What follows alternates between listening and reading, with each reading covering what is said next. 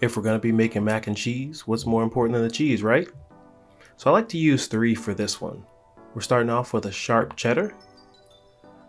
I've also got a Colby pepper jack. It's not as spicy as you think, but you can definitely leave it out and just use the other 2, or replace it with another one altogether, but you want to use a melting cheese. Be a little bit smarter than I was and use manageable pieces. So I'm going to cut this guy in half. There we go. Much easier. Lastly, I love to add smoked Gouda to my mac and cheese. This is going to give it a nice smokiness, but it's not overpowering. Nice and mellow.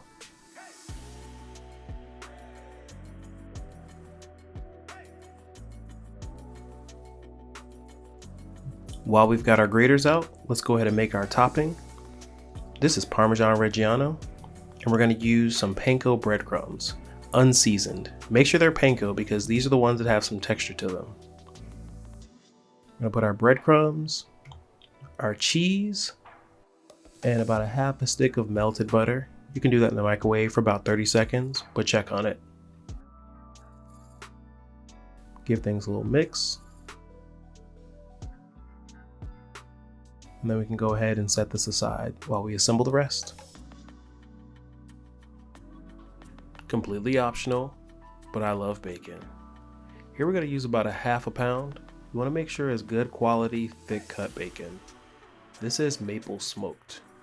I'm going to use the rest for my breakfast. You can start with a cold pan or medium to medium low. You don't want to do this too high because you want the fat to render out of the bacon.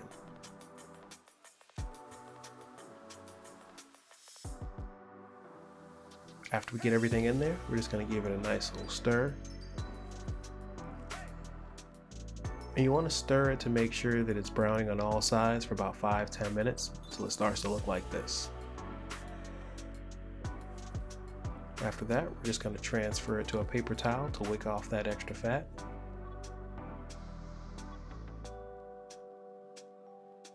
And we can set this aside till we're ready to assemble the rest of our mac and cheese.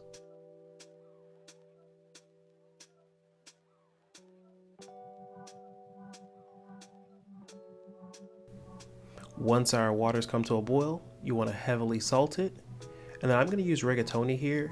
Traditionally, people use macaroni.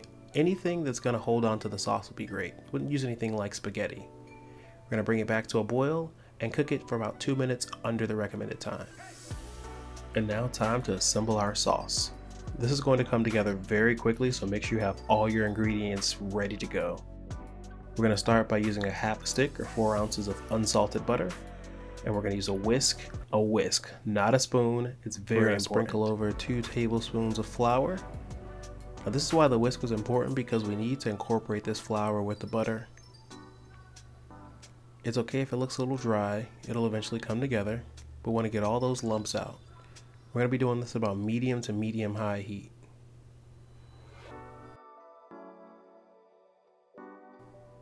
Now we're going to add about a cup of milk. This is going to be the base of our sauce, and it's most important to be whisking here, getting all the edges. We're doing this about a medium to medium high heat. Want to cook all that flour off. We're essentially making a roux right here, but we don't want to add any color to it. Alright, now time to add a little bit more liquid in the form of heavy cream. About 3/4 cup of that. Back to whisking.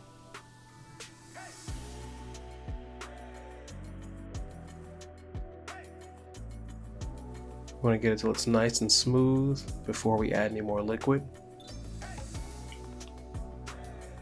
Another 1.5 cups of milk.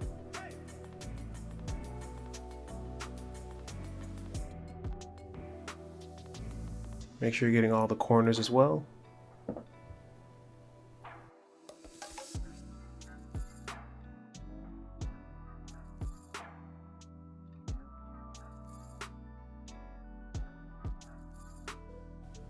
Adjust your heat if necessary. We want this to come back up to temp pretty quickly.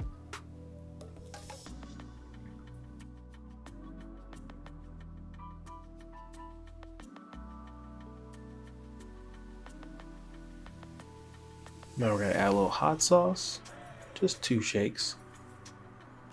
Some freshly cracked black pepper. You guys know me by now. Some salt to taste. Give it another whisk. We don't want anything to stick to the bottom. I'm adjusting the temperature back down to medium right now.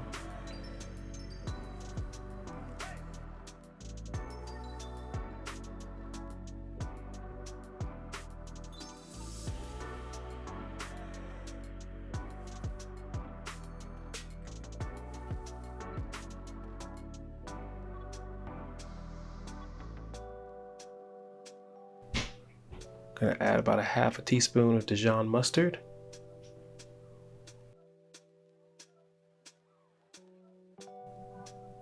Definitely don't want your heat to get away from you. If you need to lower it, just go ahead and lower the heat. Because if we burn this, then we have to start all over. You'll never be able to get that burn flavor out.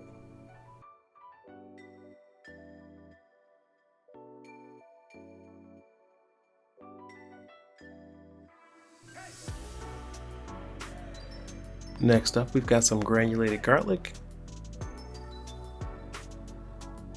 Get out a whisk.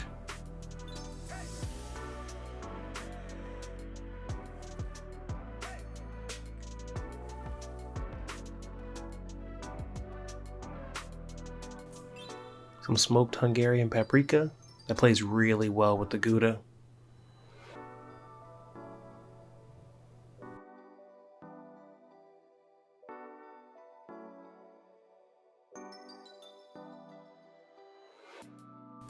Grate in some fresh nutmeg.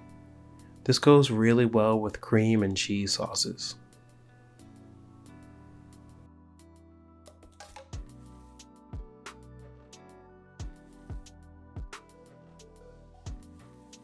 See how smooth our sauce is now?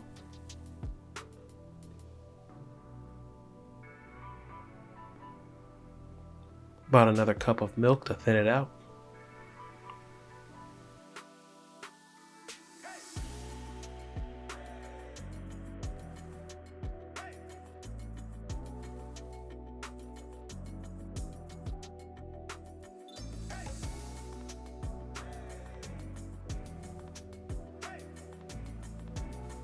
Let's give her a little taste.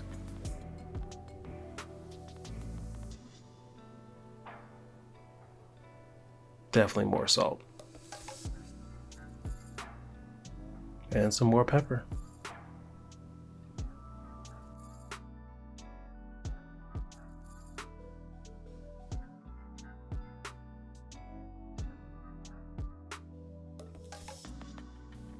And it wouldn't be a cheese sauce without our cheese. We're gonna add about half the mixture to this sauce. And give it a whisk until it's nice and smooth.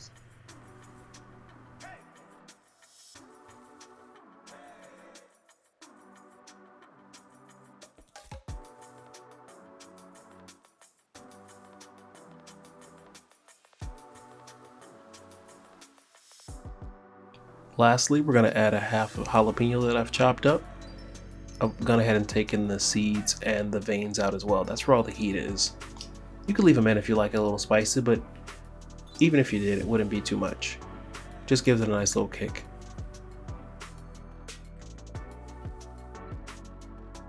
Now time to bring it all together. I like to spread a layer of the noodles on the bottom and pour some of our cheese sauce on top of it. I'll show you why I do this in just a second.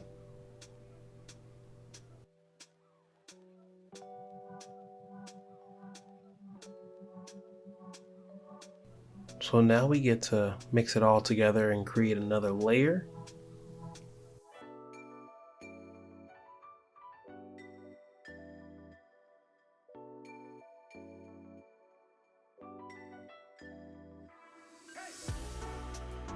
Because just having cheese sauce isn't enough. Gotta have room for our bacon.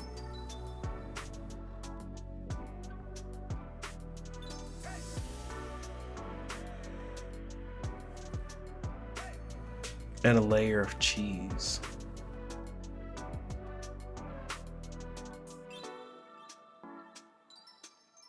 Smooth that out over top.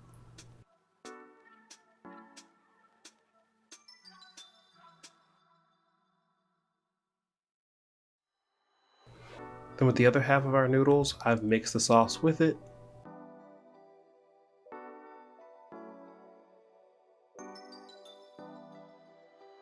We're going to just spread that out evenly as well.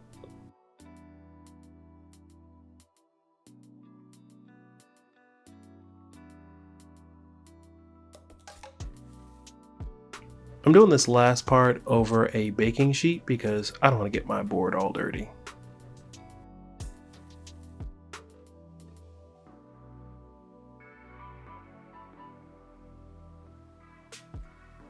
And lastly, we're going to finish with our Parmesan Panko breadcrumbs.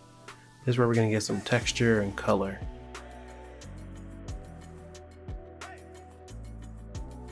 Now at this point, you can cover with aluminum foil and bake it at 325 for about 30 minutes. Take the aluminum foil off and bake it for another 15 minutes until it's golden brown.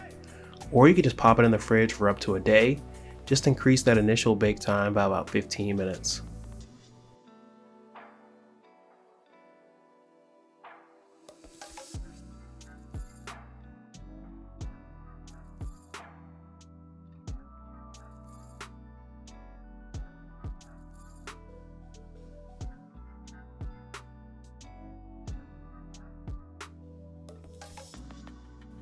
Sweet potato time.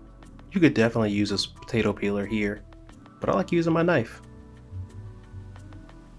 I just cut the ends off, and then I cut around 4 times, and then 4 more times.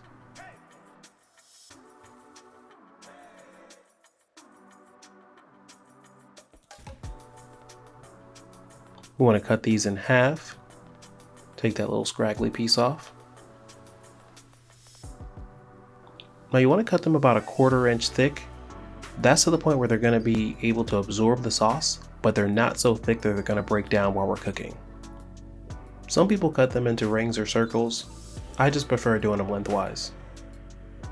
Alright, now we've got about a 1/2 stick of unsalted butter. We're going to put our washed potatoes in. And we're doing this over medium heat. We're also going to add some sugar, cinnamon, freshly grated nutmeg, and we're going to add just a pinch of salt. We want to do this in a wide pan because we want there to be more evaporation occur when we need to, just in case the sauce gets a little too thin. We're also going to grate the zest of 1/2 an orange. That's going to balance out the flavor really nicely.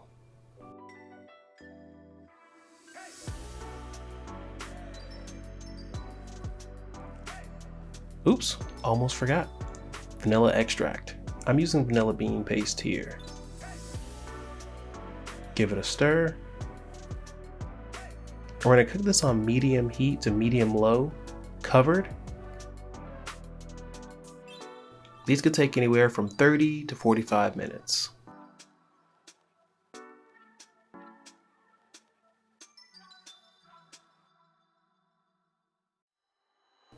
And now time to plate up.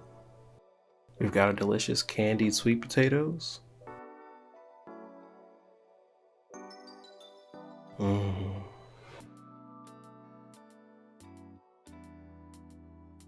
We've taken our mac and cheese out. We let it rest for about 15 minutes. Pardon me while I struggle to get that first beautiful shot for the camera. Still struggling. There we go.